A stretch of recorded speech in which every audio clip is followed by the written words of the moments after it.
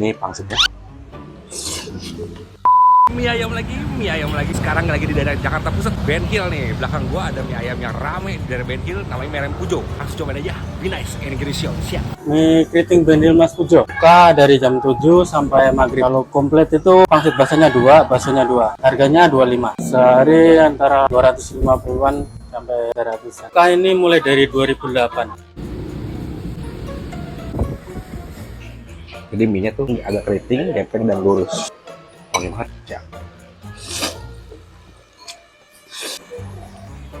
Ayamnya juga nggak pelit. Kurang pedas. Jalan Bendungan Hilir nomor 58G.